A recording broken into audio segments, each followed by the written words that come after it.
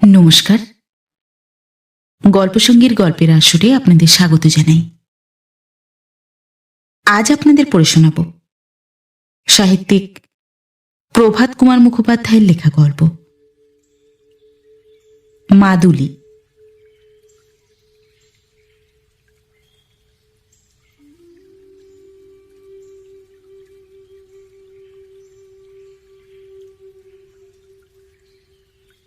দুর্গাপুর গ্রামে পূর্বকালে সহস্রাধিক তন্তুবায় বাস করিত। গ্রামের মধ্যভাগে একটা চত্বরাকৃতির স্থানে সপ্তাহে 2 বার করিয়া হাট বসিত। সেই হাটে বিস্তর দেশি ধুতি, শাড়ি, উড়ানি বিক্রয় হইত। দূর দূরান্তর হইতে পাইকারগণ আসিয়া সেই সকল বস্ত্র ক্রয় করিয়া লইয়া যাইত। দুর্গাপুরের কাপড় যে খুব সূক্ষ্ম বা মসৃণ ছিল তাহা নহে। পোশাকি কাপড় এখানে অল্পই প্রস্তুত হইত, তবে এখানকার কাপড় দীর্ঘকাল স্থায়ী হয় বলিয়া একটা প্রসিদ্ধি ছিল। 8 পৌরে ধুতি শাড়ি দুর্গাপুরের হইলেই অধিক আদর পাইত। সেকালে দুর্গাপুরের তাঁতিরা সমৃদ্ধিশালী ছিল। তাহারা দোল দুর্গোৎসব করিত। অনেকের ইষ্টক নির্মিত বাসভবন ছিল, কেহ কেহ ভূসম্পত্তিও করিয়াছিল। তখনকার দিনে তাহারা নির্বোধ মূর্খ বলিয়া বিখ্যাত ছিল না। 2 কলম লিখিতে পড়িতে জানে এমন তাঁতি অনেক ছিল। কিন্তু কালের কি বিচিত্র গতি! সে সকল কথা এখন স্বপ্নের মতো, উপকথা শ্রেণীভুক্ত। দেশে বিলাতি কাপড়ের বহুল প্রচারের সঙ্গে সঙ্গে তাহাদের ব্যবসায় মাটি হইল। ক্রমে তাহারা নিরন্ন হইয়া পড়িল। এখনো দুর্গাপুরে তাঁতি আছে, তবে সংখ্যায় অল্প। সকলে আজ জাতি ব্যবসা করে না। যাহারা করে তাহারা কোনো ক্রমে দিনপাত করে মাত্র। আজ দুর্গাপুরের হাটে রাইচরণ বসাক ধুতি বিক্রয় করিতে আসিয়াছে। জ্যৈষ্ঠ মাস। সূর্যদেব সমস্ত দিন পৃথিবীর উপর অগ্নিবর্ষণ করিয়া এখন ক্ষান্ত হইবার উপক্রম করিতেছেন। একটা বটগাছের ছায়ায় ঘাসের উপর রাইচরণ বসিয়া আছে। তাহার সম্মুখে একখানি গামছা বিছানো। সেই গামছার উপর 2 জোড়া মাত্র নীল মাখানো কোরা কালো পেড়ে ধুতি সাজানো রহিয়াছে। এত অল্প পরিমাণ জিনিস লইয়া রাইচরণ পূর্বে কখনো হাটে আসে নাই, কিন্তু আজ তাহার বড় অর্থাভাব। ঘরে যাহা কিছু ছিল সমস্ত জুটাইয়া পুটাইয়া গত কল্য সে জমিদারের খাজনা দিয়াছে। রাইচরণের বয়স 40 পার হইয়াছে। দেহখানি শীর্ণ, মাথার চুলগুলি বড় বড়। চক্ষুযুগলের নিম্নভাগের অস্থিদ্বয় অত্যন্ত উচ্চ হইয়া উঠিয়াছে। গাল 2টি গহ্বরাকৃতি। তাহার মুখখানি যে এমন শুষ্ক দেখাইতেছে, রৌদ্রতাপই তাহার একমাত্র কারণ নহে। আজ বেচারির আহার হয় নাই। ঘরে চাউল ছিল না। উঠানের গাছ হইতে 2টা পাকা গাব পাড়িয়া তাহাই খাইয়া হাটে আসিয়াছে। কাপড় বিক্রয় করিয়া চাউল কিনিয়া লইয়া যাইলে তবে রান্না চড়িবে। গৃহে তাহার স্ত্রী ও 2টি শিশু সন্তান আছে। রাইচরণের বড় কষ্ট। 10 ক্রোশের মধ্যে দুর্গাপুরের হাটই প্রধান। বহু গ্রামের লোক হাট করিতে আসিয়াছে। জনতার অন্ত নাই। সকল পসরার নিকটই ক্রেতার ভিড়। কেবল রাইচরণ ভগ্ন কণ্ঠে ডাকিতেছে, বাবুমশাই, কাপড় নেবেন? উৎকৃষ্ট কাঁচি ধুতি হাতে বহরে আছে। কিন্তু তাহারে আহ্বানে কেহই কর্ণপাত করিতেছে না। অবশেষে একজন বৃদ্ধ দাঁড়াইল, কাপড় দেখিল, দর জিজ্ঞাসা করিল। রাইচরণ বলিল, 2.5 টাকা করে জোড়া পড়বে বাবু। দর শুনিয়া বৃদ্ধ অত্যন্ত তাচ্ছিল্যের সহিত ধুতি ফেলিয়া দিয়া হেলিতে দুলিতে সে স্থান পরিত্যাগ করিয়া গেল। রাইচরণ কত ডাকিল, বাবু, ও বাবু মশাই, আপনি কত দেবেন? আপনি কত বলেন বাবু? কিন্তু বৃদ্ধ আর ফিরিয়াও চাহিল না। রাইচরণ মুখখানি ম্লান করিয়া বসিয়া রহিল। বাড়ি ফিরিবার জন্য তাহার প্রাণ ছটফট করিতেছে। তাহার 3 বৎসরের মেয়ে পুঁটুমণি ও 5 বৎসরের ছেলে হরিদাস সকালে 1 পয়সার মুরগি কিনিয়া তাহাই ভালো করিয়া খাইয়াছিল। এতক্ষণ ভাতের জন্য তাহারা কত না কাঁদাকাটি করিতেছে। তাহার স্ত্রীর জন্য গাব সে রাখিয়া আসিয়াছিল, সে 2টি হতভাগিনী খাইয়াছে কি? এ সকল কথা ভাবিতে ভাবিতে রায়চরণের কোটরাগত চক্ষু ছলছল করিতে লাগিল। অথচ চিরদিন তাহার এ অবস্থা ছিল না। রায়চরণের পিতা কৃষ্ণদাস বসাক একজন সম্পন্ন গৃহস্থ ছিল। তাহার পাকা বাড়ি ছিল, 100 বিঘা ধানের জমি ছিল। গৃহে অনবরত 10খানা তাঁত চলিত। বেতনভোগী ভৃত্যেরা সে তাঁত চালাইত।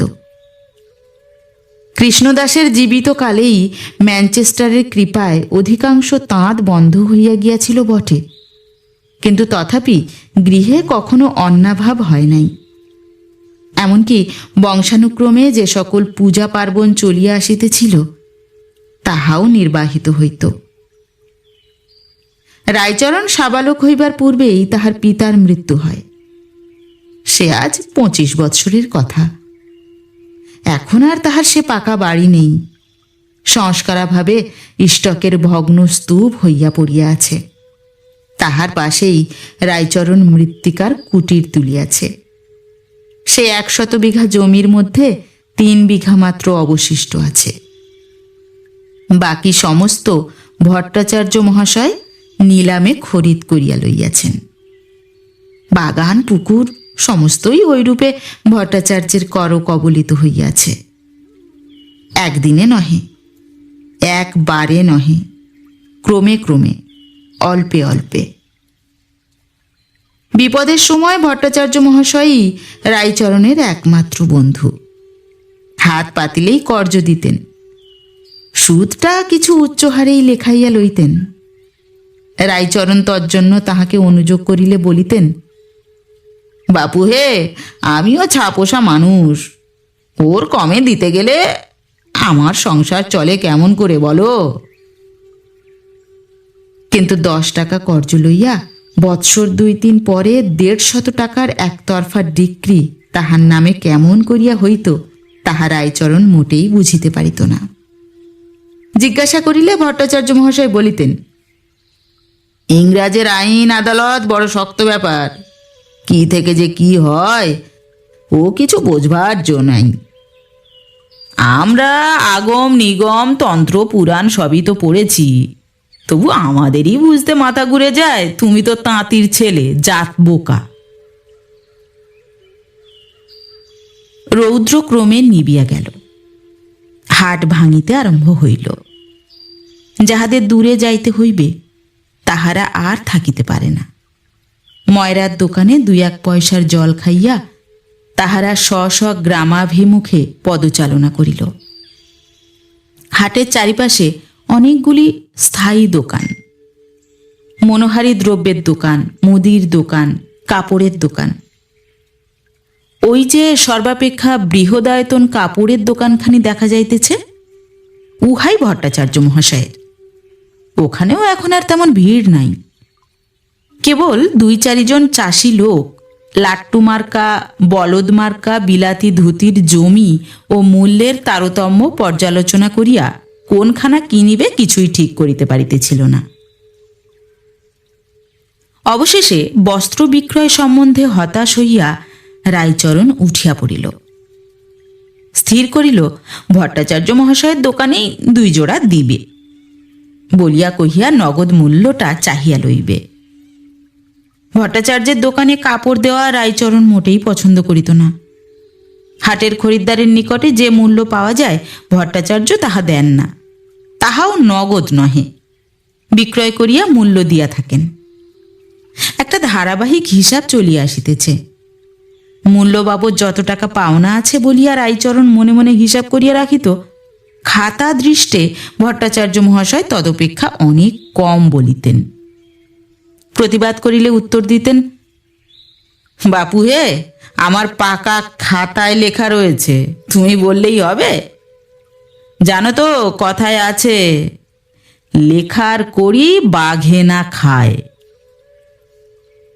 নিতান্ত দায়ে না ঠেকিলে রায়চরণ তাহার দোকানে কাপড় দিত না। গামছা জড়ানো ধুতি বগলে করিয়া সে যখন দোকানে প্রবেশ করিল, ভট্টাচার্য তখন হুঁকা হাতে করিয়া তহবিল বাক্স সম্মুখে রাখিয়া পাকা খাতা দৃষ্টি করিতেছিলেন। রায়চরণ প্রণাম করিয়া বলিল, দাদা ঠাকুর, 2 জোড়া ধুতি এনেছি, নিতে হবে। আচ্ছা, দাও। কত দাম? বলিয়া ভট্টাচার্য ধুতিগুলির জমি পরীক্ষা করিতে লাগিলেন। রায়চরণ বলিল, 2 জোড়ার দাম 4 টাকা। ভট্টাচার্য হা হা করিয়া হাসিয়া বলিলেন, 4 টাকা কি রে? খদ্দের যে আমায় 4 টাকা দেবে না। কেন দেবে না দাদা ঠাকুর? 80-90 নম্বর সুতোর কাপড় বিক্রি করে আপনার 5 টাকা হবে। ভট্টাচার্য বলিলেন, খ্যাপা, 5 টাকা কে দেবে? আর কি সে দিন আছে? 2 টাকা জোড়া বিলাতি ধুতির জমিটে একেবারে মিলিয়ে দেখ দেখি। সে ছেড়ে 2.5 টাকা জোড়া দেশি কাপড় কে কিনবে বাপু? বড্ড যদি দেয় তো 4.5 টাকা 2 জোড়ায়। তাও কতদিন পড়ে থাকবে বলা যায় না, হয়তো পুজোর এদিকে কাটবেই না। রায়চরণ বলিল, তা কাটবে দাদা ঠাকুর, খুব কাটবে। 2 জোড়া হিসেবে না চড়িয়ে আজ আমায় নগদ 4টি টাকা দিন। নগদ? কোথা পাবো রে? বিক্রি হোক তবে তো পাবি। রায়চরণ তখন হাত 2টি জোর করিয়া বলিল, দাদা ঠাকুর, আপনি ব্রাহ্মণ, দেবতুল্য, আপনার কাছে মিথ্যা বলছি নে।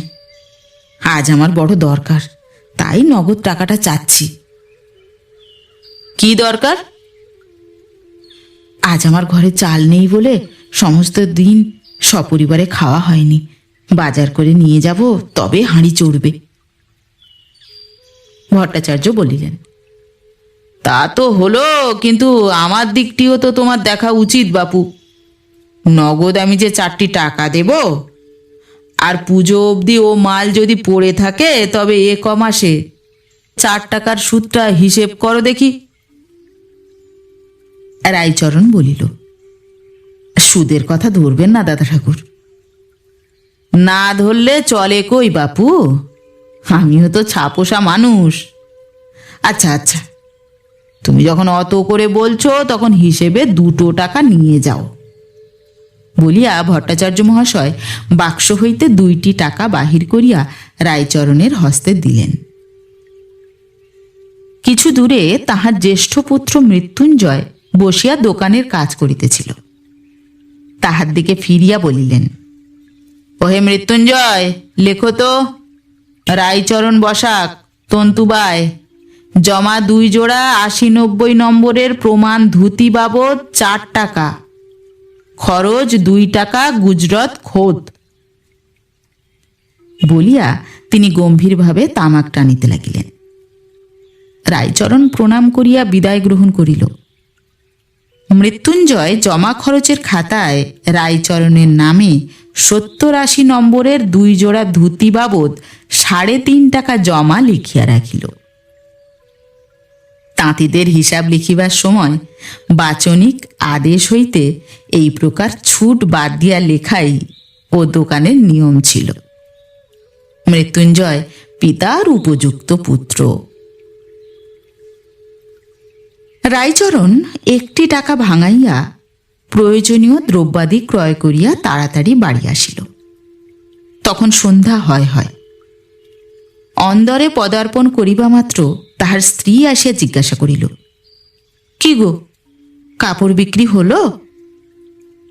ক্ষুণ্ণ স্বরে রায়চরণ বলিল, হাটে খদ্দের জুটল না, ভট্টাচার্যের দোকানে দিয়ে এসেছি। রায়চরণের হস্তস্থিত পুঁটুলির প্রতি চাহিয়া তাঁতিনী বলিল, দিলে না কি কিছু? 2টি টাকা দিলে, 1টি ভাঙিয়ে 8 আনার বাজার করে এনেছি। মোটে 2টি টাকা? তাই দেয় না, কত কাকুতি মিনতি করে নিয়েছি। তাঁতিনি বলিল, কেন আবার ভট্টাচার্যের দোকানে গেলে? সে ঠক জুয়োচোর, তাকে কি এখনো চিনতে পারলে না? রায়চরণ ব্যস্ত হইয়া বলিল, ছি ছি, অমন কথা মুখে আনিস নে পুটুর মা। ব্রাহ্মণের কি নিন্দে করতে আছে? ব্রাহ্মণ হলেন কলির দেবতা। মুখে আগুন কলির দেবতার। যে দেবতা হয় তার কি এমন ব্যবহার? দেবতা কি গরিবের সর্বনাশ করে? রায়চরণ একটু উষ্ণ হইয়া বলিল, ও কথা বলিস নে। দেখ, এ জন্মে আমরা এত কষ্ট পাচ্ছি, ব্রাহ্মণের নিন্দে করে আর পাপ বাড়াস নে, নরকেও তাহলে স্থান হবে না। তাঁতিনি একটু নরম হইয়া বলিল, তা হাটে বিক্রি হলো না যখন কাপড় দুজোড়া না হয় ফিরেই আনতে। সর্বস্বটা ওই ভট্টাচার্যকে খাওয়ালে, তবু তোমার শখ মিটল না? ফিরে আনলে আর ছেলেপিলেকে খাওয়াতাম কি? তাঁতিনি ধীরে ধীরে বলিল, ওদের আমি খাইয়েছি। আজ তুমি হাটে চলে গেলে, পুটু হরিদাস খিদেই লুটুপুটি করে কাঁদতে লাগলো। আমি আর সহ্য করতে না পেরে আমার গলার মাদুলিটা বেচে 5টা টাকা নিয়ে এলাম। চাল ডাল কিনে এনে রেঁধে খাওয়ালাম। এই কথা শুনিয়া রায়চরণ কাঁপিতে কাঁপিতে সেইখানে বসিয়া পড়িল। বলিল, হ্যাঁ হ্যাঁ, করেছিস কি? সে মাদুলি বিক্রি করেছিস? তাঁতিনি কাঁদো কাঁদো হইয়া বলিল, আমি কি করব বলো? ছেলেটার পেট ধরে সে কান্না যদি তুমি দেখতে! আমার চোখের সম্মুখে আমার ছেলে মেয়ের খিদে প্রাণ বেরিয়ে যাবে, মা হয়ে আমি কি সইতে পারি? তোমার ফিরতে সন্ধে হবে জানি, কি দিয়ে তাদের থামাই? ঘরে আর কি ছিল যে বিক্রি করব? বলিয়া তাঁতিনি চক্ষে অঞ্চল দিল। রায়চরণ বলিল, সে কি আজকের মাদুলি? কত পুরুষ ধরে ওই মাদুলি আমাদের ঘরে রয়েছে। ও মাদুলির এমনই গুণ যে ছেলেপিলের অসুখ বিসুখ হলে মাদুলি ধুয়ে সেই জল খাইয়ে দিলে অসুখ ভালো হয়ে যায়। সেই মাদুলি তুই বিক্রি করলি? মাদুলির গুণে কখনো আমাদের কোনো বিপদ হয়নি। মাদুলি গেল, এবার আমাদের সর্বনাশ হয়ে যাবে। আমাদের বংশে বাতি দিতে কেউ থাকবে না। তাঁতিনি বলিল, তা কি আমি জানি নে? আমি সব জানি, আমাদের পোড়া কপাল। কিন্তু দেখো, একটা কথা বলতে ভুলে গিয়েছি। শ্যাকরা মাদুলিটা ভেঙে দেখলে তার ভিতর পাকানো গুটানো একটা ভুজ্জিপত্র। আমাকে বললে, তাঁতি বউ, এতে বোধহয় কোনো মন্তর লেখা আছে, এটা নিয়ে যাও। সেটা আমি নিয়ে এসেছি। যা গুণ সে তো সেই মন্তরের, সোনাটুকুর তো নয়। একটা তামার মাদুলিতে সেটা পুড়ে নিলে হয় না? রায়চরণ কতকটা সুস্থ হইয়া বলিল, তা তো জানি নে, কোনো ভালো লোককে জিজ্ঞাসা করা যাবে। যা হয়ে গেছে তার আর উপায় নেই। হরিদাস মুটু কোথা? তারা খেয়ে ঘুমিয়ে পড়েছে। তোমার জন্য ভাত রেখেছি, হাত পা ধুয়ে খেতে বসো। তুই খেয়েছিস? তাঁতিনি ঈষৎ হাসিয়া বলিল, তুমি উপসী রয়েছ, আমি কি খেতে পারি? তুমি খাও, আমি পরে খাবো এখন। হস্তপদাদি ধৌত করিয়া রায়চরণ আহারে বসিল। আহারান্তে রোয়াকে একখানি ছিঁড়া মাদুর পাতিয়া বসিয়া তামাক খাইতে লাগিল। কুলঙ্গিতে একটি কেরোসিন তৈলের ডিবা অজস্র ধূমোদ্গার করিয়া যৎকিঞ্চিৎ আলোক বিতরণ করিতেছে। রাত্রি 1 প্রহর অতীত হইল। শয়ন করিতে যাইবে বলিয়া রায়চরণ উঠিয়া দাঁড়াইয়াছে, এমন সময় উঠানে একজন অপরিচিত ব্যক্তি প্রবেশ করিয়া বলিল, বন্দে মাতরম। রায়চরণ সেই শব্দে চমকিয়া উঠিল। উঠানের দিকে চাহিয়া দেখিল, আগন্তুকের অঙ্গে সন্ন্যাসীর গৈরিক বসন, মস্তকে পাগড়ি, স্কন্ধদেশ হইতে ঝুলি ঝুলিতেছে। শঙ্কিত কণ্ঠে জিজ্ঞাসা করিল, আপনি কে? উত্তর হইল, আমি সন্ন্যাসী। রায়চরণ তখন ব্যস্ত হইয়া উঠানে নামিয়া আগন্তুককে প্রণাম করিয়া বলিল, আসুন আসুন, উপরে উঠে বসুন। আহ্বান মতো সন্ন্যাসী রোয়াকে উঠিয়া আসিলেন। দিবার আলোকে রায়চরণ দেখিল সন্ন্যাসীর বয়স ২০ বর্ষের হইবে না। গৌরবর্ণ দেহকানি হইতে লাবণ্য যেন ঝরিয়া পড়িতেছে। এরূপ কমনীয় কান্তিযুক্ত সন্ন্যাসী রায়চরণ আর কখনো দেখে নাই। তাহার মনে অত্যন্ত ভক্তির উদয় হইল। তাড়াতাড়ি একখানি পিঁড়ি পাতিয়া দিয়া বলিল, ঠাকুর, বসতে আজ্ঞা হোক। সন্ন্যাসী উপবেশন করিলেন। রায়চরণ জোর হস্তে বলিল, কি মনে করে ঠাকুরের আগমন হয়েছে? যুবক সুমিষ্ট স্বরে বলিলেন, আজ রাত্রির মতো আমাকে একটু স্থান দিতে পারবে? রায়চরণ সাগ্রহে বলিল, যখন দয়া করে অধমের ঘরে পার ধুলো দিয়েছেন তখন স্থান অবশ্যই দিতে পারব। পুঁটুর মা, ও পুঁটুর মা, ঠাকুরের পা ধোয়ার জন্যে এক ঘটি জল নিয়ে আয় তো। পুঁটুর মা আহারান্তে দ্বারের নিকট অন্ধকারে দাঁড়াইয়া ব্যাপারটা দেখিতেছিল। ওই কথা শুনিয়া তাড়াতাড়ি গিয়া এক ঘটি জল আনিয়া দিল। তাঁতিনী বলিল, ঠাকুর, আপনার বোধহয় সেবা হয়নি। রায়চরণ সন্ন্যাসীর পদযুগল ধৌত করিতে লাগিল। আহারের কথা বলছো? হ্যাঁ। সন্ন্যাসী একটু হাসিয়া বলিলেন, রীতিমতো আহার যে হয়েছে তা বলতে পারিনে। পথে কিছু ফলমূল খেয়েছিলাম।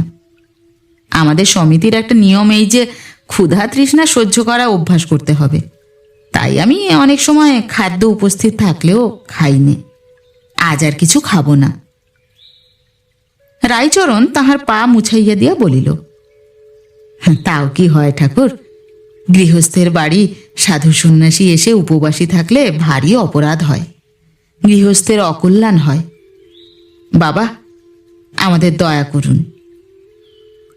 পুঁটুর মা বলিল, আমরা বড় গরিব বাবা। আমরা যে আপনার সেবা করি সে সাধ্য আমাদের নাই। তবে ঘরে চাল ডাল আছে, আলু আছে। যদি দয়া করে সেবা করেন তো আমরা কৃতার্থ হই। দরিদ্র গৃহস্থের এরূপ আগ্রহাতিশয্য দেখিয়া যুবক সন্ন্যাসী বলিলেন, আচ্ছা বেশ, সব জোগাড় করে দাও, আমি রেঁধে খাই। এ কথা শুনিয়া রায়চরণ স্ত্রীকে বলিল, তুই যা, পুকুর থেকে এক কলসি জল নিয়ে আয়। আমি তাঁত ঘরে রোয়াকে ততক্ষণ একটা উনান কাটি। বলিয়া রায়চরণ খন্তা খুঁজিয়া বাহির করিল। দেখিতে দেখিতে সমস্ত আয়োজন সম্পূর্ণ হইল। সন্ন্যাসী ঠাকুর রন্ধন কার্যে প্রবৃত্ত হইলেন। তাঁতি ও তাঁতিনী সসম্ভ্রমে কিয়ৎ দূরে বসিয়া রহিল। অতিথির কখন কি আবশ্যক হয় বলা যায় না। সন্ন্যাসী রন্ধন করিতে করিতে তাঁতিকে নানা প্রকার প্রশ্ন করিতে লাগিলেন। দুর্গাপুরে কোন কোন জাতির বাস, এখানকার তাঁতিগণের সাধারণ অবস্থা কিরূপ, গ্রামের ধনী ব্যক্তি কে কে আছে, তাহারা কিরূপ চরিত্রের লোক ইত্যাদি। রায়চরণের সাংসারিক অবস্থার কথাও জিজ্ঞাসা করিলেন। তাঁতি ও তাঁতিনী উভয়ে মিলিয়া নিজেদের দুঃখের কাহিনী সমস্তই বলিলেন। পূর্বে তাহাদের সচ্ছলতার কথাও বলিল। ভট্টাচার্য মহাশয় ক্রমে কিরূপ তাহাদের যথাসর্বস্ব ফাঁকি দিয়া লইয়াছেন এ কথা তাঁতিনী তাঁতির বারংবার বাধা সত্ত্বেও ভালো করিয়া বর্ণনা করিল। ভট্টাচার্য মহাশয়ের সমৃদ্ধির কথাও বলিল। সন্ন্যাসী তখন তাঁত সম্বন্ধে রায়চরণকে নানা কথা জিজ্ঞাসা করিতে লাগিলেন। এ গ্রামে পূর্বে তাঁদের অবস্থা কিরূপ ছিল, এখনই বা কিরূপ, এ অঞ্চলের স্ত্রীলোকেরা আর চরকায় সুতা কাটে কিনা, সেই সুতায় যদি কাপড় বোনা যায় তবে বিলাতি কাপড় অপেক্ষা সস্তায় বিক্রয় করা সম্ভব কিনা, এই সমস্ত সংবাদ। জাতীয় ব্যবসায়ের প্রসঙ্গে রায়চরণের মুখ খুলিয়া গেল। গ্রামের তাঁতিগণের পূর্ব সমৃদ্ধি এবং আধুনিক দুরবস্থার বিষয়ে সে তাহার প্রাণের ভাষায় ব্যক্ত করিল। বলিল, তাহারই পূর্বপুরুষগণ গ্রামের প্রধান তন্তুবায় বলিয়া প্রখ্যাত ছিল। বাড়িতে দোল দুর্গোৎসব হইত, অথচ আজ সে এক মুষ্টি অন্নের জন্য লালায়িত। পূর্বকালে তাহাদের ইষ্টকলায় ছিল, তাহারই ভগ্ন স্তূপ সন্ন্যাসী ঠাকুরকে আলো ধরিয়া দেখাইয়া দিল। রায়চরণের চক্ষু দিয়া দরদর ধারায় অশ্রুপাত হইতে লাগিল। তাহাকে কাঁদিতে দেখিয়া যুবক বলিলেন, কেঁদো না রায়চরণ, কেঁদো না। তোমাদের দুঃখের রাত পুইয়ে এসেছে। স্বদেশী জিনিসের প্রতি ক্রমেই লোকের ভক্তি বাড়ছে। শীঘ্র এমন দিন আসবে যখন কাপড় বুনে তোমরা কুলিয়ে উঠতে পারবে না। দেশের শিল্পের উপর, বিশেষত তাঁতের উপর ভগবানের শুভ দৃষ্টি পড়েছে। তাঁতির কান্না শুনে ভগবানের আসন টলেছে। কেঁদো না, চুপ করো। রায়চরণ এই কথা শুনিয়া অত্যন্ত অভিভূত হইয়া পড়িল। চুপি চুপি তাহার স্ত্রীর কানে কানে বলিল, দেখ, ইনি একজন ঈশ্বরজনিত লোক হবেন। যা বলছেন আমার কিন্তু খুব মনে নিচ্ছে। ইনি একজন বড় দরের সাধু পুরুষ। তাঁতিনী চুপি চুপি বলিল, আমারও তাই মনে হয়। দেখছো না কিবা চেহারা, যেন রাজপুত্তুর। ইনি কোনো দেবতা হবেন, মানুষের রূপ ধরে এসেছেন। মাদুলিটির কথা একে জিজ্ঞাসা করো না। রায়চরণ বলিল, তুই জিজ্ঞাসা কর। কিন্তু তাঁতিনী হঠাৎ সে কথা বলিতে পারিল না। উভয় পক্ষে প্রায় 5 মিনিট কাল নীরব। অবশেষে সন্ন্যাসী আবার যখন দুই একটি কথা কহিলেন, তখন তাঁতিনী বলিল, বাবা, তোমার কাছে আমার একটি নিবেদন আছে। যুবক সুস্নিগ্ধ স্বরে বলিলেন, কি বলো। আমার একটি বড় অপরাধ হয়ে গেছে। কি হয়েছে? তাঁতিনী তখন মাদুলির ইতিহাস আদ্যপান্ত নিবেদন করিল। কেন যে মাদুলি আজ বিক্রয় করিতে হইয়াছিল খুলিয়া বলিল।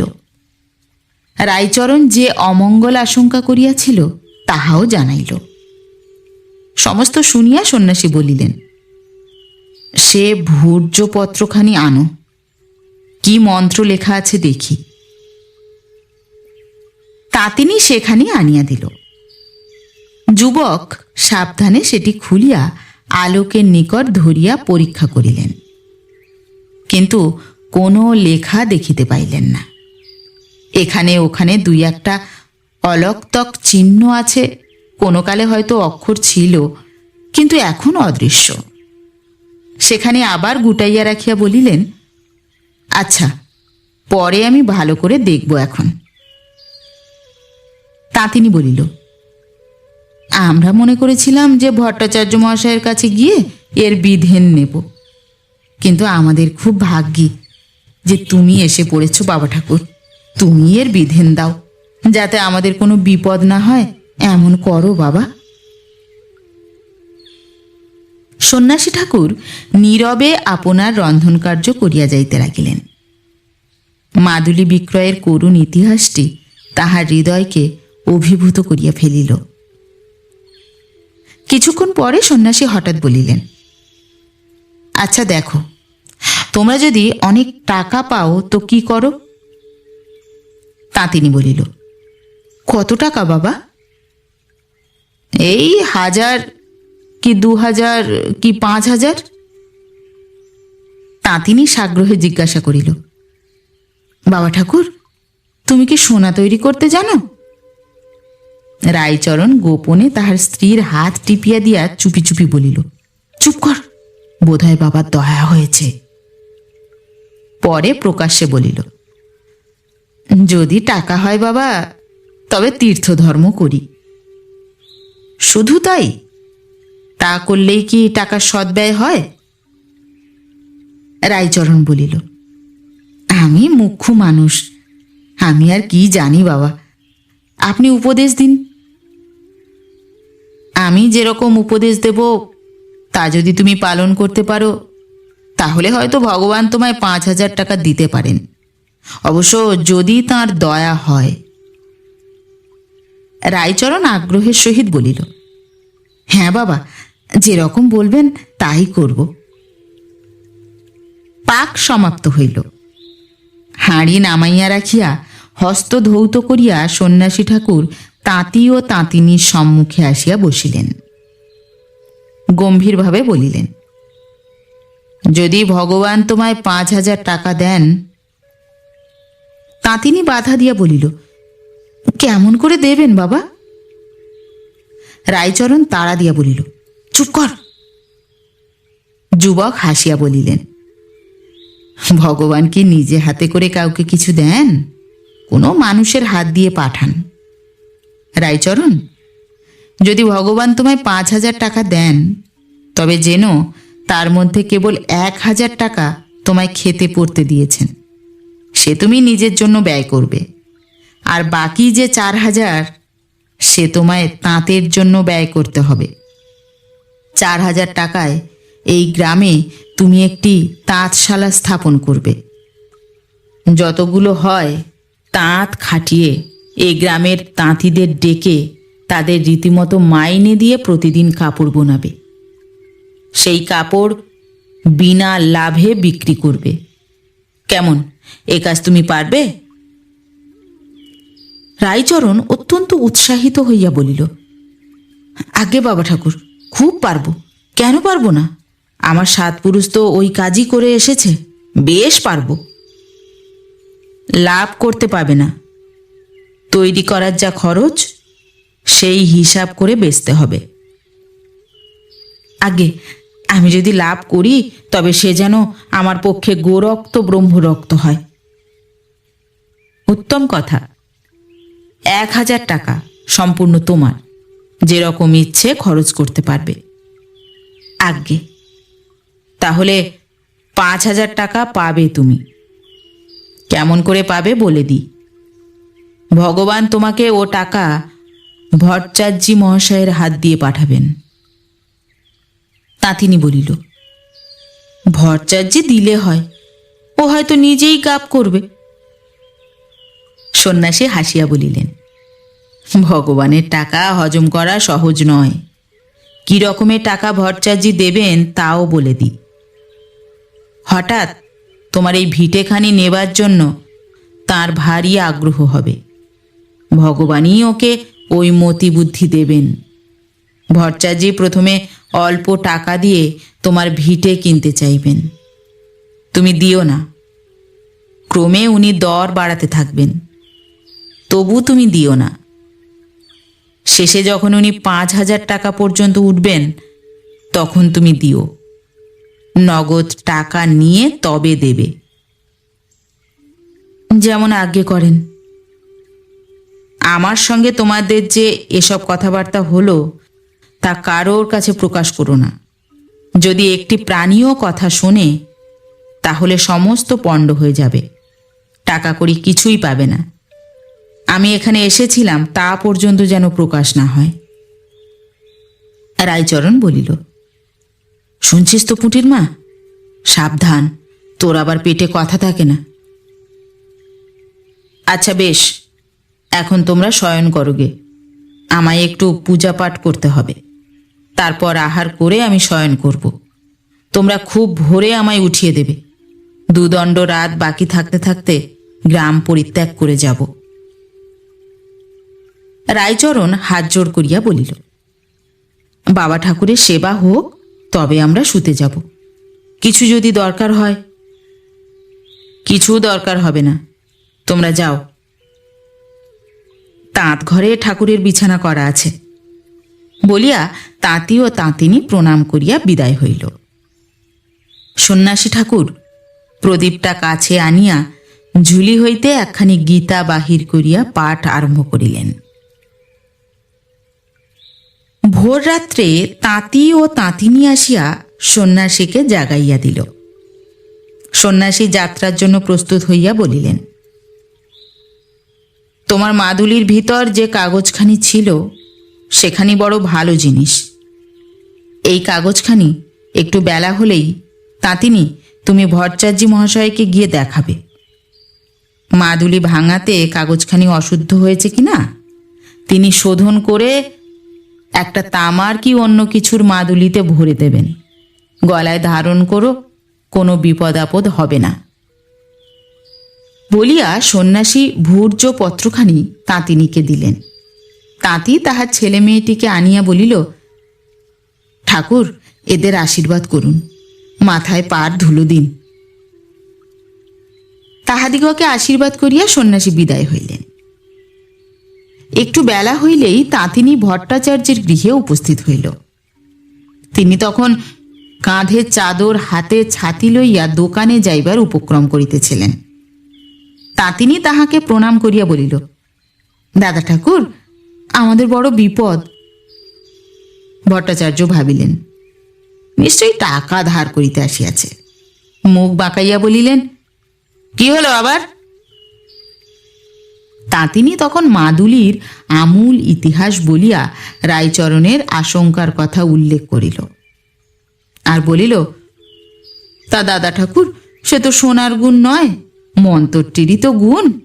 স্যাকরা মন্তর লেখা সে ভূর্য পত্রখানি আমায় ফিরিয়ে দিয়েছে। তাই আপনার কাছে বিধেন নিতে এসেছি যে ভূর্য পত্রখানি অন্য মাদুলিতে পুরে দিলে হয় না। ভট্টাচার্য জিজ্ঞাসা করিলেন, রাম কবচ না ইষ্ট কবচ? তা কি জানি দাদা ঠাকুর, বলিয়া তাঁতিনি তাহার হস্তে ভূর্য পত্রখানি দিল। ভট্টাচার্য পকেট হইতে চশমা বাহির করিয়া চোখে দিয়া ভূর্য পত্রখানি পাঠ করিলেন। হঠাৎ তাহার মুখের ভাব আশ্চর্যরূপ পরিবর্তিত হইয়া গেল। হাত পা ঠক ঠক করিয়া কাঁপিতে লাগিল। নিকটস্থ তক্তপোষে তিনি বসিয়া পড়িলেন। তাঁতিনি শঙ্কিত হইয়া জিজ্ঞাসা করিল, দাদা ঠাকুর, অমন করছো কেন? ভট্টাচার্য দুই হাতে কপাল টিপিয়া বলিলেন, হঠাৎ মাথাটা ঘুরে উঠল। কাউকে ডাকবো? না না, এখনই ভালো হয়ে যাবে। ভালো হয়ে গেছে। হ্যাঁ, তুমি কি বলছিলে? মাদুলিটা কোথায় পেয়েছিলে? আমাদের বাড়িতে বহুকাল ছিল। আমার শাশুড়ির কাছে শুনেছিলাম 7 পুরুষ ধরে আমাদের ঘরে এ মাদুলি আছে। আমার শাশুড়ি তার শাশুড়ির কাছে পেয়েছিল, তার শাশুড়ি তার শাশুড়ির কাছে পেয়েছিল। আমার শাশুড়ি মরবার সময় আমায় বলে গিয়েছিল, এটি সাবধানে রেখো, খুইও না। তুমি মরবার সময় তোমার বউকে দিয়ে এই রকম সাবধান করে দিও। ভট্টাচার্য বলিলেন, ইস, তাহলে খুব পুরনো জিনিস দেখছি। মন্তরটি যা লেখা রয়েছে বড় ভালো মন্তর। এমন মন্তর আজকাল পাওয়াই যায় না। তা এ ভূর্য পত্রটুকু শুধু অন্য মাদুলিতে পুরে দিলেই তো চলবে না। ভাঙা হয়ে গেছে, ছোঁয়াছুঁই হয়ে গেছে, যে একে পুজো করে শোধন করতে হবে।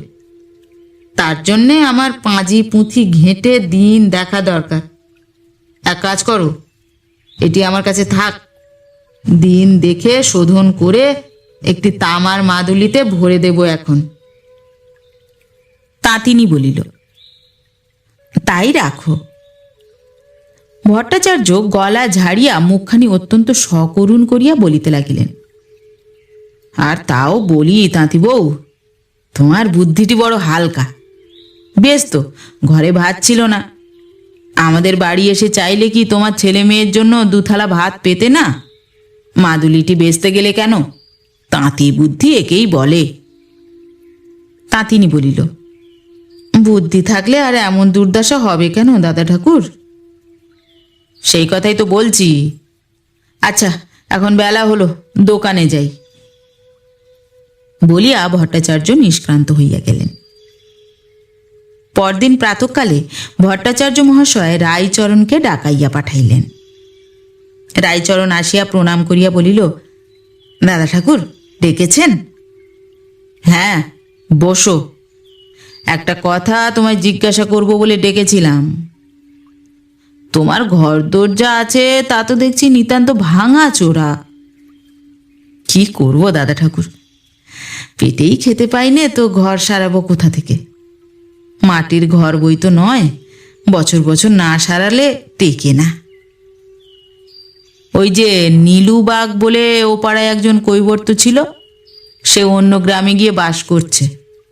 তার ভিটেটা আমি খরিদ করে নিয়েছি, জানো তো? আগে জানি।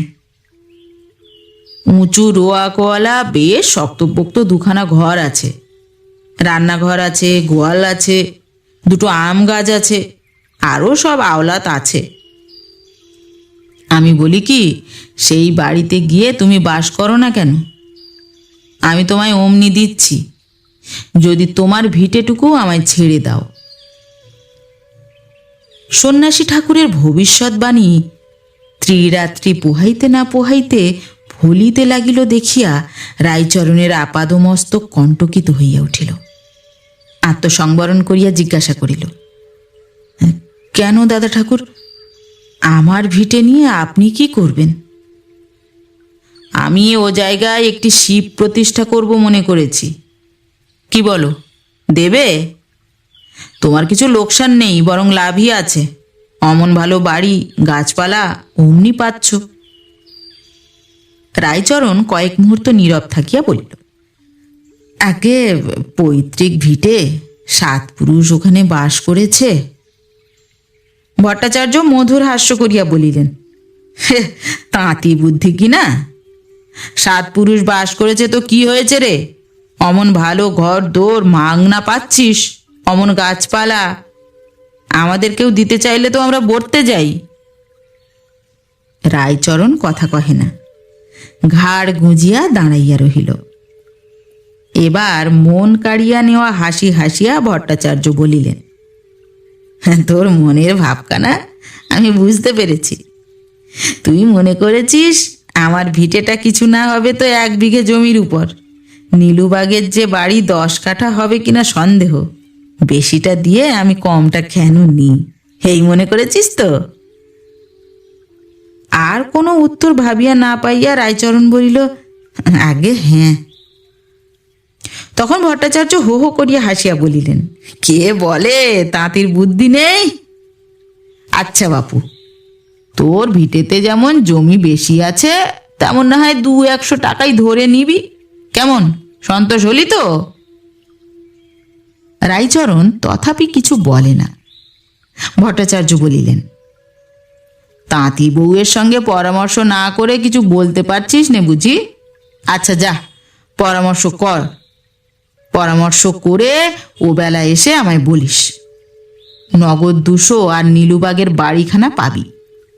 তোর ভিটের সমস্ত জমিটুকু আমায় ছেড়ে দিতে হবে। রায়চরণ প্রণাম করিয়া বিদায় লইল। অপরাহ্নে ভট্টাচার্য সাগ্রহে তাহার প্রতীক্ষা করিলেন, কিন্তু সে আসিল না। সূর্যাস্তের সময় তাই তিনি বেড়াইতে বেড়াইতে স্বয়ং রায়চরণের গৃহে পদধূলি দিলেন। কিরে রায়চরণ, কর্তাগিন্নিতে পরামর্শ করে কি ঠিক করলি? রায়চরণ মুখখানি নিচু করিয়া বলিল, আগে 7 পুরুষের বাস্তু ভিটে কেমন করে ছাড়ি? ওই এক কথা শিখে রেখেছিস, 7 পুরুষের বাস্তু ভিটে বলিয়া ভট্টাচার্য মহাশয় উঠানের চতুর্দিকে পায়চারি করিয়া বেড়াইতে লাগিলেন। অবশেষে বলিলেন, একটি শিব প্রতিষ্ঠা করব বলে নিতান্ত ঝোঁকটা হয়েছে আমার, তাই তোর অত খোসামত করছি, নইলে এ ভিটে নিয়ে আমি আর কি করব? আচ্ছা, যদি 200 টাকায় তোর মন না ওঠে, তাহলে না হয় আরো কিছু বেশি নে, 500 টাকা আর নীলুর সেই বাড়ি। রায়চরণ নির্বাক। ভট্টাচার্য তাহার মুখের পানে কিয়ৎক্ষণ চাহিয়া রহিয়া বলিলেন, কি বলিস? আগে আমার কেমন মনটা সরছে না। আমার মনে হচ্ছে এ পৈতৃক ভিটে বেচে ফেললে আমার আর ভদ্রস্থতা থাকবে না। ভট্টাচার্য ব্যঙ্গস্বরে বলিলেন, ভারী ভদ্রস্থতা আছে কি না?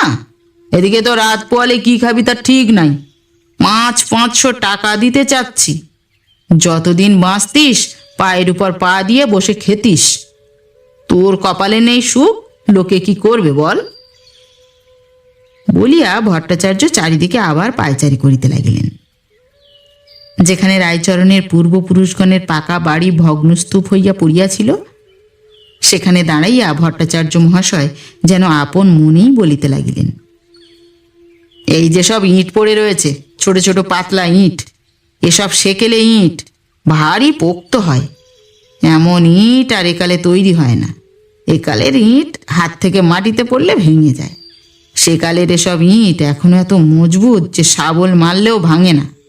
ইঁট যা পড়ে আছে দেখছি, এরই তো দাম 500 টাকা হবে। এই ইঁট দিয়ে মন্দির তৈরি করলে সে একেবারে চিরস্থায়ী।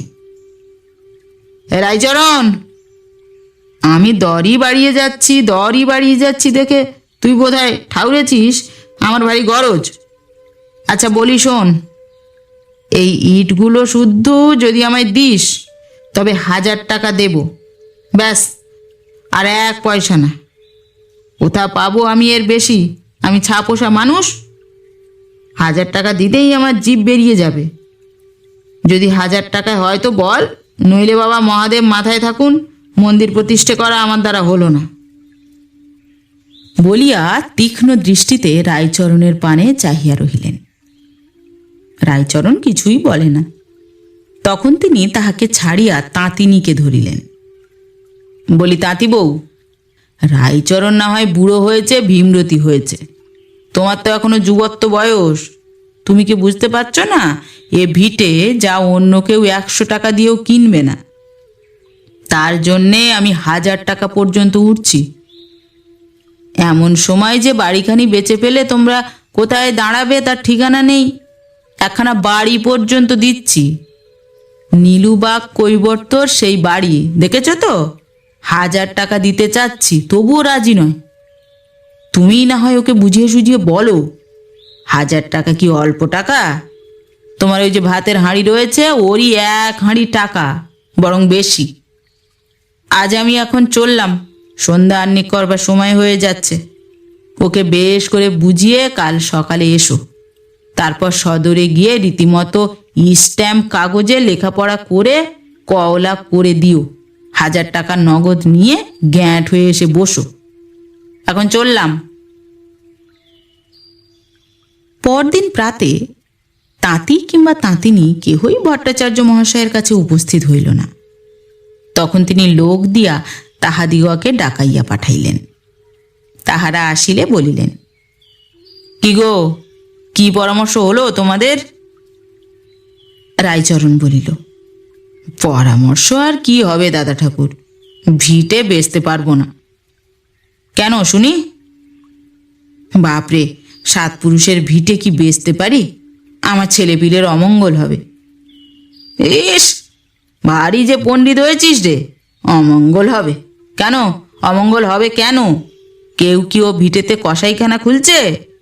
শিবের মন্দির হবে, দিনরাত ধূপ ধুনো পুড়বে, পুজো হবে, কাঁসর ঘন্টা বাজবে, তোর 7 পুরুষ উদ্ধার হয়ে যাবে, তা জানিস? রায়চরণ পূর্ববৎ নীরব। কিয়ৎক্ষণ অপেক্ষা করিয়া ভট্টাচার্য বলিলেন, আচ্ছা, কত হলে তুই দিবি তাই বল না, তোর দরটাই শুনি। রায়চরণ কথা কহে না। ভট্টাচার্য হাসিতে হাসিতে বলিলেন, 2000 নিবি? রায়চরণ পূর্ববৎ। ভট্টাচার্য তখন গম্ভীরভাবে বলিলেন, হাসি ঠাট্টা নয়, সত্যি আমি 2000 পর্যন্ত উঠব। আসল কথাটা তবে তোকে খুলে বলি। বাবা মহাদেব আমায় স্বপ্ন দিয়েছেন, বলেছেন রায়চরণ তাঁতির ওই ভিটেটি বড় পবিত্র স্থান, ওই ভিটেতে একটি মন্দির তুলে তুমি আমায় স্থাপনা করো। তাই তোর ভিটেখানির উপর আমার এত ঝোঁক, নইলে দুনিয়ায় আর শিব প্রতিষ্ঠা করবার কি জায়গা পেলাম না? আমার নিজের বাড়িতেই তো করতে পারি। আজ সকাল সকাল খাওয়া দাওয়া করে নে, চল দুজনে সদরে যাই। কাল দিনটাও ভালো আছে। কাল রেজিস্ট্রারি হাকিমের সম্মুখে 1 হাতে তোর কওলা নেব, অন্য হাতে 2000 খানি টাকা দেব, কি বলিস? রায়চরণ বলিল, আগে সেটি পারবো না।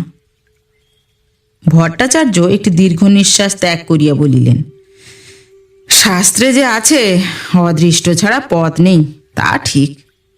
তোর অদৃষ্টে নেই সুখ, নইলে তোর এমন বুদ্ধিই বা হবে কেন? সেকালে এক ব্রাহ্মণ ছিল ভারী গরিব, অন্ন জোটে না, ছেলেপিলেকেও পেট ভরে খেতে দিতে পারে না। ব্রাহ্মণ রোজ সকালে ভিক্ষে করতে বেরোতো, 7 গাঁ ভিক্ষে করে সন্ধেবেলা ঘরে ফিরত। একদিন এই রকম ফিরছে, আকাশ দিয়ে হরপার্বতী রথে চড়ে যাচ্ছিলেন। দুর্গা বলিলেন, নাথ, ওই ব্রাহ্মণের কষ্ট দেখে আমার বড় দুঃখ হয়। রোদ্দুর নেই, বৃষ্টি নেই, রোজ এই রকম করে 7 গাঁ ভিক্ষে করে বেড়ায়, তবু পেট ভরে খেতে পায় না। ওকে তুমি কিছু ধন দাও না কেন, যাতে ওর দুঃখ ঘোচে? মহাদেব হেসে বললেন, খেপি, ওর অদৃষ্টে নেই ধন, আমি ওকে দেব কোত্থেকে? দুর্গা বললেন, তোমার যেমন কথা, তুমি যদি ওকে ধন দাও তাহলে নাকি ওর ধন হয় না। মহাদেব বললেন, আচ্ছা দেখবি, তবে দেখ, ও যে পথে যাচ্ছে সেই পথে আমি একখানা সোনার ইঁট ফেলে রাখছি, ও পায় কিনা দেখ। বলে মহাদেব কিছু দূরে একখানা সোনার ইঁট ফেলে রাখলেন। চলতে চলতে ব্রাহ্মণের হঠাৎ কেমন খেয়াল হলো।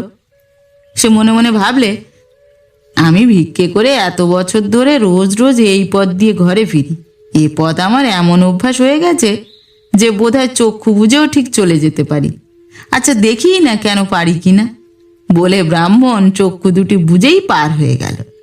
তোদের হয়েছে তাই, 2000-এর বেশি আমি দিতে পারবো না, আমায় কেটে ফেললেও না।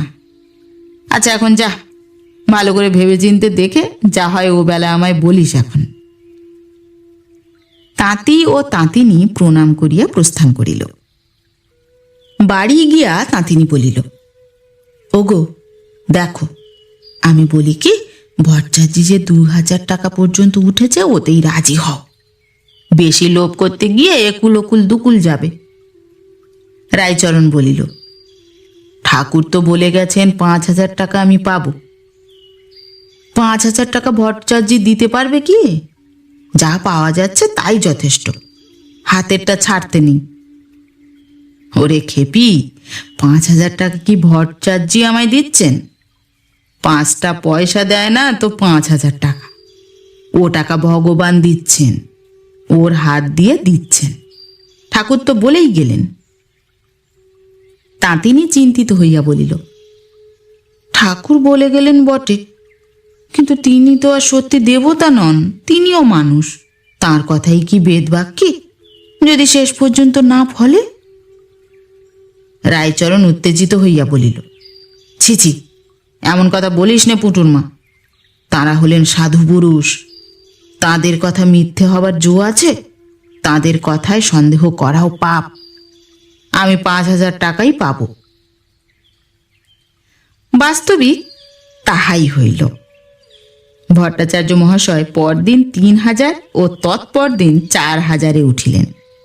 তাহাতেও যখন রায়চরণ রাজি হইল না, তখন তিনি আবার তাহাকে ডাকাইয়া বলিলেন, রায়চরণ, তোর কি পরকালের ভয় নেই? কেন দাদা ঠাকুর?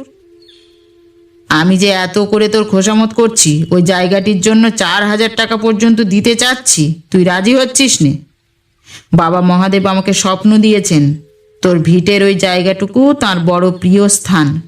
ওইখানে আমি যদি তার মন্দির প্রতিষ্ঠা করতে পারি, তবে বাবা আমাকে এমন বর দেবেন বলেছেন যাতে আমার বংশে কেউ কখনো কষ্ট পাবে না, সবাই রাজার মতো সুখে স্বচ্ছন্দে থাকবে। তাই আমার এই আকিঞ্চন। তুই জমিটুকু আমায় বেচলে একজন ব্রাহ্মণের বংশাবলিক্রমে উপকার করা হয়, আর যদি না দিস, আমায় মনক্ষুণ্ণ করিস, তবে ব্রহ্মসাপ কি তোর লাগবে না ভেবেছিস? রায়চরণ একটু চুপ করিয়া থাকিয়া বলিল, 4000 বলছেন? নগদ 4000। আর নীলুবাগের সে বাড়িখানাও? সে বাড়িখানাও। আচ্ছা দাদা ঠাকুর, অত করে যখন বলছেন তবে না হয় দিচ্ছি, কিন্তু আরও 1000 উঠতে হচ্ছে। নগদ 5000 টাকা আর নীলুবাগের ওই বাড়িখানি। এ কথা শুনিয়া ভট্টাচার্য মহাশয় রায়চরণের পৃষ্ঠ চাপড়াইয়া বলিলেন, ভেলা রে মোর বাপরে, কে বলে তাঁতির বুদ্ধি নেই? আচ্ছা, আমি রাজি, 5,000 টাকাই পাবি, আর নীলুবাগের বাড়িখানা। তাহলে আজই চল, দুর্গা বলে বেরিয়ে পড়া যাক। সদরে গিয়ে কালই লেখাপড়া হবে। যেমন আজ্ঞে করেন। পরদিন ভট্টাচার্য সদরে রায়চরণকে নগদ 5,000 টাকা দিয়া দলিল রেজিস্ট্রারি করাইয়া লইলেন। গ্রামে ফিরিয়া রায়চরণ নিজের সামান্য জিনিসপত্র আর তাঁতখানি নীলুবাগের বাড়িতে উঠাইয়া আনিল। সন্ন্যাসীর নিকট প্রতিশ্রুতি অনুসারে তাঁতশালা নির্মাণ সম্বন্ধে কি করিবে তাহাই চিন্তা করিতে লাগিল। এইরূপে সপ্তাহ অতীত হইল। সেদিন সন্ধ্যার পর রোয়াকের উপর বসিয়া রায়চরণ ধূমপান করিতেছিল। এমন সময় একজন ভদ্রবেশধারী যুবক আসিয়া দাঁড়াইয়া বলিল, বন্দে মাতরম। তাহার অঙ্গে কামিজের উপর ছিটের কোট, গলায় রেশমি চাদর, পরিধানে মোটা ধুতি, পায়ে কানপুরের বুট জুতা। রায়চরণের হুঁকার ডাক বন্ধ হইয়া গেল। অবাক হইয়া সে আগন্তুকের প্রতি চাহিয়া রহিল। যুবক বলিল, কি বন্ধু, চিনতে পারলে না? 5,000 টাকা পাইয়ে দিলাম, এরই মধ্যে ভুলে গেলে? গলার স্বর চিনিয়া রায়চরণ বলিল, কে, সন্ন্যাসী ঠাকুর? যুবক হাসিয়া বলিল, হ্যাঁ, সেদিন সন্ন্যাসী ঠাকুরই ছিলাম বটে, আজ ইয়াং বেঙ্গল। যখন যেমন তখন তেমন। রায়চরণ বিস্ময়ে দিশাহারা হইয়া বলিল, আসুন আসুন, উপরে আসুন, বসতে আজ্ঞা হোক। যুবক বসিলে রায়চরণ জিজ্ঞাসা করিল, বাবার আজ এ বেশ কেন? যুবক বলিল, এই আমার সাধারণ প্রতিদিনকার বেশ। সেবার গ্রামে স্বদেশী মন্ত্র প্রচার করতে বেরিয়েছিলাম, তাই সন্ন্যাসীর বেশে এসেছিলাম।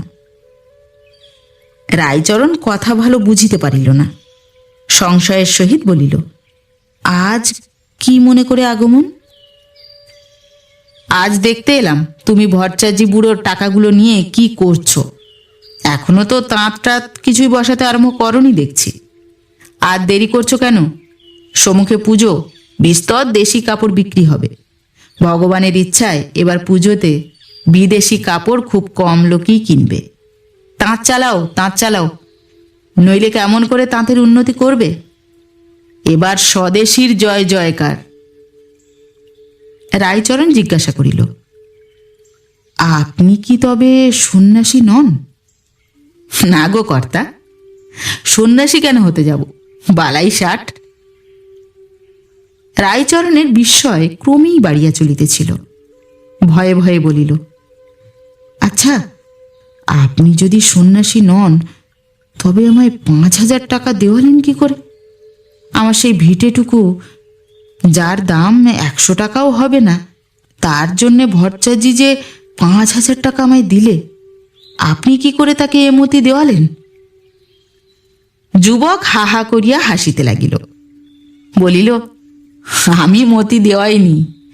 লোভ নামক যে একটি ভূত আছে, সেই ভট্টাচার্যের ঘাড়ে চেপে মতি দিয়েছে। রায়চরণ শিহরিয়া বলিল, ভূত? ভয় পেও না, ভয় পেও না। রাত্রে অন্ধকারে পুকুর পাড়ে যে ভূত বেড়ায়, খোনা খোনা কথা কয়, সে ভূত নয়। রূপক বুঝতে পারো না হে?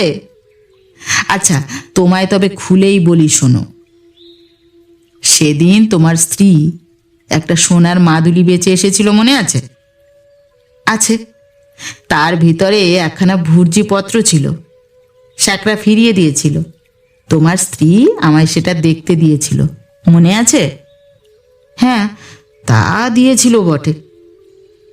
তোমাদের দুঃখ দেখে আর ভট্টাচার্য তোমাদের অমন করে ঠকিয়ে ঠকিয়ে সর্বস্বটা নিয়েছে শুনে আমার মনে হলো বেটাকে জব্দ করতে হচ্ছে। তোমরা শুতে গেলে, সেই ভুর্জি পত্রখানা খুলে দেখলাম কোন কালের কি মন্ত্র আলতা দিয়ে লেখা ছিল, কিছুই আর দেখা যাচ্ছে না। আমি সেই ভুর্জি পত্রে তখন কালো কালি দিয়ে লিখলাম, আমার বংশাবলীর মধ্যে যদি কাহারও কখনো অন্ন কষ্ট উপস্থিত হয়, সে যেন আমার বসতবাটির পূজার ঘরের ঈশান কোণ খনন করিয়া দেখে, সেখানে 7 ঘড়া মোহর পোঁতা রহিল। এই লিখে ভুর্জিপত্রখানি গুটিয়ে রেখে দিলাম। ভোরবেলায় চলে যাওয়ার আগে তাঁতিনীকে যা বলে গিয়েছিলাম তা তো তুমি সকর্ণেই শুনেছ। এই বৃত্তান্ত শ্রবণ করিয়া রায়চরণ 1 মিনিট কাল নীরব হইয়া রহিল। শেষে বলিল, তাহলে কাজটা তো ভালো হয়নি বাবুমশাই। কেন? মন্দটা কি হয়েছে? ব্রাহ্মণের সর্বস্ব হরণ, সে যে মহাপাপ। যুবা আবার হাসিতে লাগিল, বলিল, ব্রাহ্মণের সর্বস্বটা এসেছিল কোথা থেকে? দুনিয়ার গরিব অসহায় লোককে ঠকিয়ে ঠকিয়ে টাকা করেছিল, এ কথা তো তোমরাই বলেছ। সে টাকা গ্রহণে কিছুমাত্র দোষ নেই। রায়চরণ বলিল, বাবু, আমি শুনেছি যে পাপ করবে ভগবান তাকে সাজা দেবেন। ভট্টাচার্যি যদি আমার সর্বনাশ করে থাকেন, সে বিচার করবার জন্য ভগবান রয়েছেন। তুমি আমি তাকে সাজা দেবার কে বাবা? যুবক বলিল, ভগবান কি নিজের হাতে কিছু করেন? মানুষের হাত দিয়েই করান। সে অপরের উপর অত্যাচার উৎপীড়ন করে ধন সংগ্রহ করে, তার ধন হরণ করায় কিছুমাত্র পাপ নেই, বরং সৎ কাজে লাগালে পুণ্য আছে। এই আনন্দ মঠের শিক্ষা, বর্তমান যুগের নূতন শাস্ত্র। বাবুমশাই, যদিও আমি শাস্ত্রটাস্ত্র পড়িনি, তবে একবার বসেদের বাড়িতে ভাগবত হয়েছিল। সেখানে শুনেছিলাম পরের জিনিস অপহরণ হিন্দুর পক্ষে ভয়ানক পাপ, তা করলে নরকে যেতে হয়। যুবক অধীর হইয়া বলিল, নরক? ড্যামিয়ন নরক! ওসব কুসংস্কার। আজ আমার বেশিক্ষণ বসবার সময় নেই, আর একদিন এসে এসব কথা তোমায় ভালো করে বুঝিয়ে দেব। এখন তাড়াতাড়ি তাঁতগুলো খোলবার বন্দোবস্ত করো, আর দেরি করো না। এবার যেদিন আসবো সেদিন দেখতে চাই যে সমস্ত তাঁত হু হু শব্দে চলছে। আর মনে আছে তো, বিনা লাভে বিক্রি করবে। লাভ নেবে সে করারে তো তোমায় টাকা দেওয়া হয়নি। আগে তা আমি বলিনি। তাঁতটা আমি খুলব না, আমি ও টাকা ভট্টাচার্যিকে ফিরিয়ে দিয়ে আসব। যুবক বলিল, হ্যাঁ, ফিরিয়ে দেবে? আগে হ্যাঁ। সব টাকা?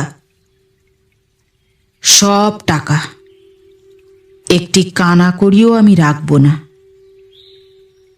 রায়চরণের স্বর বজ্রের মতো দৃঢ়। রায়চরণ হাসিয়া বলিল, খাবার ভাবনা কি বাবু?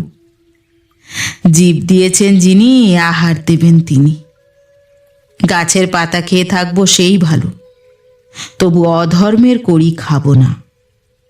দেখুন, আর জন্মে কত পাপ করেছিলাম, তাই এ জন্মে এত কষ্ট পাচ্ছি। আবার এ জন্মে যদি ব্রাহ্মণের সর্বস্ব হরণ করি, তাহলে আর জন্মে কুকুর শেয়াল হয়ে জন্মাতে হবে যে। ক্রোধ কম্পিত স্বরে দন্তে দন্ত ঘর্ষণ করিয়া চিৎকার করিয়া যুবক বলিল, ফিরে দেবে? হ্যাঁ বাবু, কাল সকালবেলায় গিয়ে সমস্ত টাকা ভট্টাচার্যিকে ফিরিয়ে দিয়ে আসব। মূর্খ, নরাধম, দেশদ্রোহী বলিয়া সবুট পদাঘাতে রায়চরণকে ধরাশায়ী করিয়া যুবা রজনীর অন্ধকারের মধ্যে মিলাইয়া গেল। এই নগণ্য নিরক্ষর তাঁতিকেই নিজ প্রিয় সন্তান জ্ঞানে ভারতমাতা বক্ষে ধারণ করিলেন।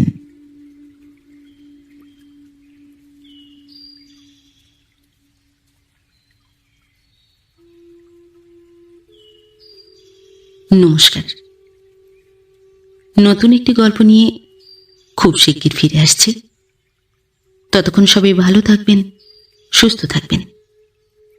গল্প পাঠ কেমন লাগলো অবশ্যই কমেন্ট করে জানাবেন, এবং ভিন্ন ভিন্ন স্বাদের অডিও স্টোরি শোনার জন্য অবশ্যই চ্যানেলটি সাবস্ক্রাইব করবেন। ধন্যবাদ।